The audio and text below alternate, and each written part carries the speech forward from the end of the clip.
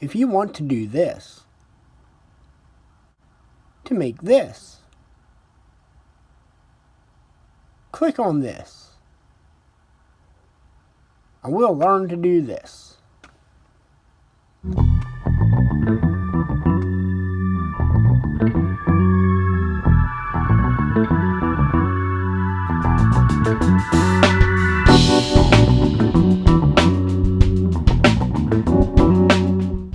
Practice with an axe is a must for anyone wanting to recreate early American woodwork. Splitting firewood by hand is a great way to learn about wood grains, species identification, and how to properly use an axe. Axes were used in hewing timbers, splitting shingles, clapboards, and other building materials. It takes many hours of handling an axe to get to the point where you can consistently hit the same point time and time and time again. Let me show you how this is done. First, you'll need an axe. Not just any axe, but the axe you can see yourself spending a lot of time with. It's like choosing a woman. Find one that's not too heavy, but heavy enough to do the work you want. And here's the secret.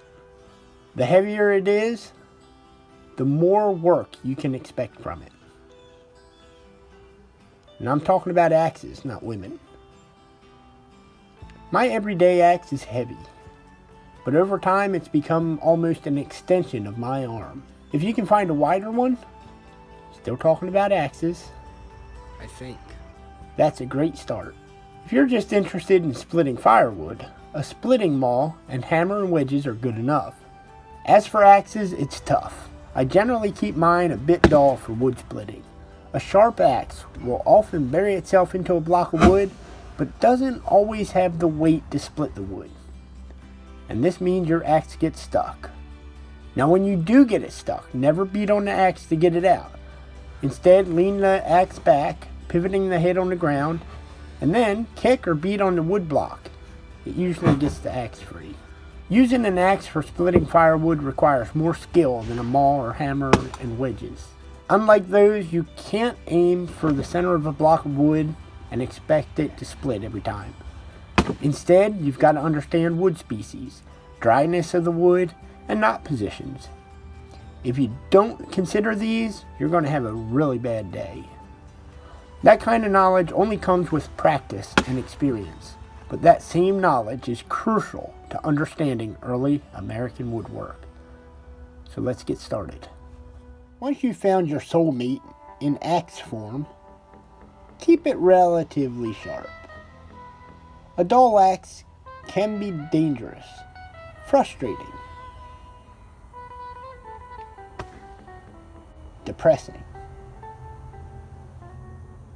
For some of us, splitting wood is a necessity. Ever started a business when the economy was wrecked? I have, and let me tell you, this axe has kept me fed and warm in so many ways. Literally. Of course, we have wood splitters here, but my sweat has always been cheaper than fuel. As far as wood to split, poplar is a good wood for hand splitting, especially if you're just starting out. Other wood types can also be good, but poplar is always a safe bet. It's soft, has a straight, easy to split grain, and burns pretty decent. Fast, but when you want a lot of heat quickly, it's hard to beat. So get blocks of wood, about 18 inches long, give or take. The more fresh, the better.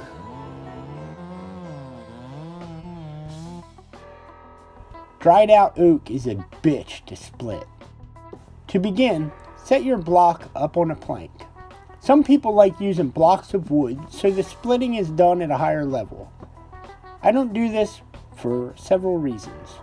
One, I feel like I don't have enough control on how much force I can put into each swing. I want my axe to have a maximum of momentum with less effort. The further the axe falls, the more gravity does my work for me. Also, the extra work involved in putting each block of wood in place is unnecessary and is energy best used in actual splitting. And finally, I like working at a consistent level, so I keep the wood closer to the ground. I split wood at the same height I usually hew timbers, and consistency counts. Now, depending on the wood you're splitting, you want to target different points to hit. For large green poplar blocks, I aim for the sides. Once I split off the sides, I can take on the center. Thinner pieces usually split a lot easier. If it has a big giant knot in it, leave it alone. Focus on the easy splits first if you can.